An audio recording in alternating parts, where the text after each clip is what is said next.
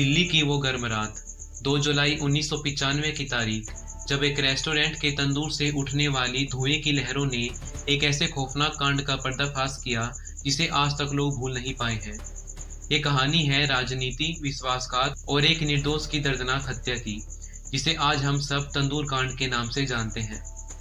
सच्ची घटना पर आधारित इस वीडियो में हम आपको तंदूर कांड की खौफनाक कहानी से रूबरू करवाएंगे। लेकिन कहानी में आगे बढ़ने से पहले अगर आप इसी तरह की और भी वीडियोस देखना चाहते हैं तो हमारे चैनल को सब्सक्राइब कर नोटिफिकेशन ऑन कर लें। ये बात है 2 जुलाई 1995 की, जब रात के लगभग 11 बजे थे। दो पुलिस कांस्टेबल अब्दुल नजीर कुंजू और चंद्रपाल अशोका रोड पर गश्त के लिए निकलते हैं। तभी उन दोनों की नज़र एक रेस्टोरेंट पर पड़ी जिसके अंदर से बहुत सारा धुआं निकल रहा था। दोनों पुलिस कांस्टेबल अशोका यात्री निवास के उस रेस्टोरेंट की तरफ बढ़ते हैं और देखते हैं कि वहां के दरवाजे पर एक ताला लगा है, लेकिन वहां एक गार्ड भी मौजूद था।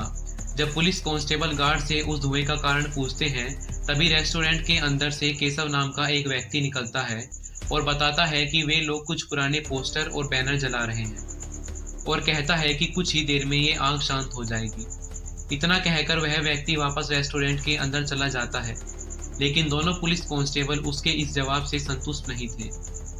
दरवाजे पर ताला लगा होने के कारण दोनों पुलिस कांस्टेबल वहां की दीवार कूदकर अंदर पहुंचते हैं और उस रेस्टोरेंट की किचन में जाते हैं, जहां वे देखते हैं कि दो आदमी एक जलते हुए तंदूर को हवा दे रहे हैं और वहीं उसके अंदर कुछ कागज भी डाल रहे हैं।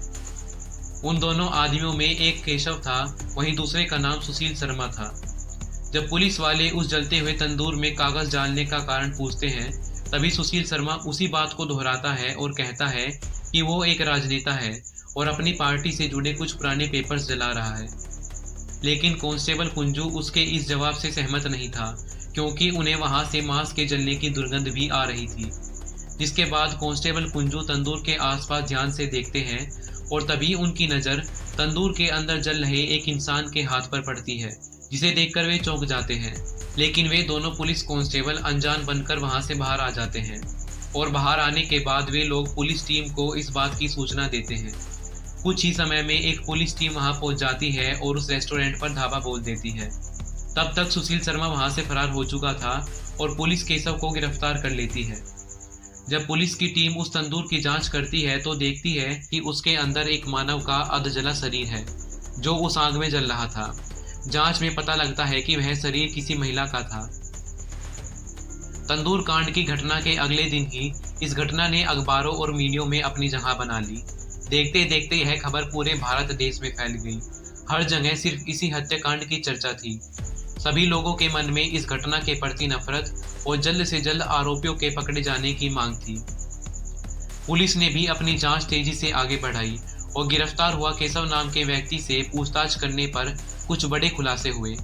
केशव ने बताया कि वो उस रेस्टोरेंट का मैनेजर है, वहीं सुशील शर्मा वहां का मालिक है। साथ ही उसने बताया कि तंदूर के अंदर जल रही लाश और किसी की नहीं बल्कि उस रेस्टोरेंट के मालिक सुशील शर्मा की पत्नी की ही थी। जब पुलिस द्वारा सुशील शर्मा की कुंडली निकाली जाती है, तब पता लगता है कि वह कोई आम व्यक्ति नहीं बल्कि एक राजनेता और कांग्रेस पार्टी का सदस्य है। सुशील शर्मा दिल्ली यूनिवर्सिटी से कॉमर्स ग्रेजुएट भी है। उसकी पत्नी नैना सहानी एक खुले विचार की महिला थी।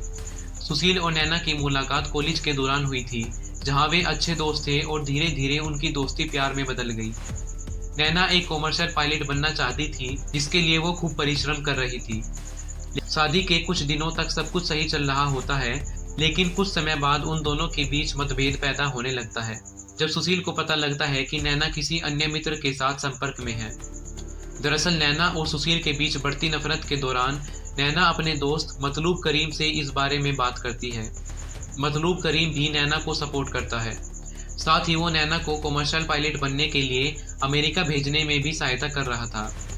दरअसल नैना, सुशील और मतलूब तीनों एक ही कॉलेज से पढ़ाई कर चुके थे, जहां नैना और मतलूब के बीच प्यार हो जाता है। लेकिन दोनों के धर्म अलग होने के कारण उन दोनों के घर वाले उनकी शादी के खिलाफ थे, जिसके बाद मतलूब की किसी अन्य लड़की से शादी हो जाती है। मतलूब की शादी के बाद नैना काफ़ी दुखी थी और इस समय सुशील ने नैना को संभाला और उसका साथ दिया और बाद में सुशील और नैना की भी शादी हो जाती है। लेकिन अब भी नैना और मतलूब एक अच्छे दोस्त की तरह संपर्क में थे, जिसको लेकर सुशील और नैना के बीच काफी तनाव चल रहा था। अब तारीख बदलकर हो चुकी थी 2 जुलाई 1995। जब शाम के समय सुशील शर्मा अपने फ्लैट पर आता है तो वो देखता है कि नैना किसी व्यक्ति से टेलीफोन पर बात कर रही है और उसके हाथ में एक विस्की का गिलास है। सुशील के घर के अंदर प्रवेश करते ही नैना सुशील की तरफ विस्की का गिलास बढ़ाती है। सुशील विस्की के लिए मना कर देता है और नैना से फोन पर बात कर रहे व्यक्ति के बारे में पूछता है। इस पर नैना बताती है कि वह अपने घर के किसी व्यक्ति से बात कर रही है और वो फोन काटकर दूसरे कमरे में चली जाती है। नैना के इस बर्ताव को देखकर सुशील को शक हो जाता है और वो टेलीफोन पर लास्ट नंबर को डायल करता है। इसके बाद एक व्यक्ति फोन उठाता है और सिर्फ हेलो बोलता है।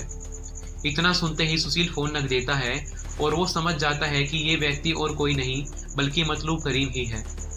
सुशील तुरंत नैना के पास दूसरे कमरे में जाता है और नैना पर चीखने लगता है और देखते देखते उन दोनों के बीच काफी झगड़ा बढ़ जाता है।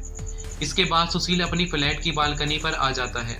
नैना सुशील से कहती है कि वो आत्महत्या कर रही है और साथ ही वो एक सुसाइड नोट भी लिखती है। जिसके बाद नैना अपने ऊपर पिस्तौल से वार करती है, लेकिन वो गोली मिस हो जाती है। सुशील गोली की आवाज सुनकर तुरंत कमरे में जाता है और वहां देखता है कि नैना अपने हाथों में एक पिस्तौल लिए खड़ी है। सुशील तुरंत नैना के हाथ से पिस्तौल छीनता है और उसके बाद उन दोनों के बीच झगड़ा इतना बढ़ जाता है कि सुशील खुद ही नैना के ऊपर गोली चलाता है। पहली गोली नैना के बगल से निकल जाती है, वहीं दूसरी गोली नैना के गले पर लगती है। इसके बाद सुशील एक गोली और चलाता है और वो गोली सीधा नैना के सर में जा लगती है। नैना तुरंत फर्श पे गिर जाती है और पूरे कमरे में चारों तरफ खून फैल जाता है। सुशील को होश आता है और वो अपने किए पर रोने लगता है। इसके बाद सुशील थोड़ी हिम्मत जुटाता है और घर के बाहर निकलकर बाहर का माहौल देखता है और वहाँ का माहौल शांत पाता है। फिर सुशील पास की ही दुकान पर जाता है और वहाँ से प्लास्टिक की 2 बड़ी पॉलीथीन खरीद कर लाता है। घर आकर सुशील नैना की लाश को उन पॉलीथीन में बंद कर देता है और बाद में सावधानी से घर में फैले खून को भी साफ कर देता है। अब समय था नैना की लाश को ठिकाने लगाने का। सुशील पॉलीथीन में बंद नैना की लाश को किसी तरह अपनी गाड़ी तक लाता है और उसे अपनी गाड़ी में रख देता है, लेकिन अब भी सुशील को लाश ठिकाने लगाने का कोई उपाय नहीं मिलता। तब वो अपनी गाड़ी को लेकर चल देता है।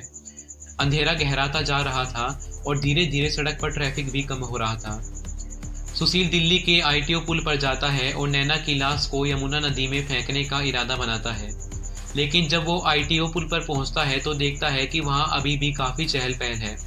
उसके बाद सुशील अपनी गाड़ी को घुमा देता है और कनॉट प्लेस स्थित अशोका यात्री निवास में अपने ही रेस्टोरेंट बगिया रेस्टोरेंट में जाता है। गाड़ी से उतरकर वह तुरंत रेस्टोरेंट के मैनेजर केशव के पास जाता है और जल्द से जल्द रेस्टोरेंट को खाली करने को कहता है। ग्राहकों के निकलने के तुरंत बाद रेस्टोरेंट की बिजली काट दी जाती है और चारों तरफ अंधेरा हो जाता है। उसके बाद सुशील केशव को सारी बात बताता है और गाड़ी से वही पॉलीथीन का बैग निकालकर रेस्टोरेंट के अंदर ले जाता है। वहाँ वे दोनों एक तंदूर में आग लगाते हैं और उसके ऊपर नैना साहनी की लाश को रख देते हैं, जिसके बाद धीरे धीरे नैना साहनी की लाश जलने लगती है। जब पुलिस को इस मामले के बारे में पता लगता है तो पुलिस सुशील को ढूंढने के लिए कार्रवाई तेज कर देती है, जिसके बाद सुशील शर्मा खुद ही 10 जुलाई 1995 को बेंगलुरु में सरेंडर कर देता है। पुलिस सुशील, केशव और 3 अन्य आरोपियों के खिलाफ चार्जशीट तैयार करती है। सन 2003 में निचली अदालत बगिया रेस्टोरेंट के मैनेजर केशव को 7 साल की सजा, वहीं सुशील शर्मा को फांसी की सजा सुनाती है और 3 अन्य आरोपियों को सबूतों के अभाव के कारण रिहा कर देती है। सुशील शर्मा की दिल्ली हाईकोर्ट में याचिका के बाद सन 2007 में दिल्ली कोर्ट भी इसी फैसले पर कायम रहती है। इसके बाद सुशील शर्मा सुप्रीम कोर्ट का रुख करता है और सुप्रीम कोर्ट सुशील शर्मा की फांसी की सजा को उम्र कैद में बदल देती है। जेल में रहने के दौरान सुशील शर्मा एक पुजारी की तरह रहता था और साथ ही उसे अपने किए पर पछतावा भी था। सुशील शर्मा के अच्छे व्यवहार को देखते हुए सुप्रीम कोर्ट सुशील शर्मा को उनकी सजा के लगभग 23 साल बाद 2018 में रिहा कर देती है। इस वीडियो का उद्देश्य केवल तथ्यों को प्रस्तुत करना है और इसका माध्यम किसी व्यक्ति, समुदाय और परिवार को दुखी करना नहीं है। हम किसी भी तरह की हिंसा या अपराध का समर्थन नहीं करते। आपकी इस घटना के बारे में क्या राय है, कमेंट बॉक्स में ज़रूर बताएं और ऐसी ही और वीडियोस के लिए चैनल को सब्सक्राइब करें।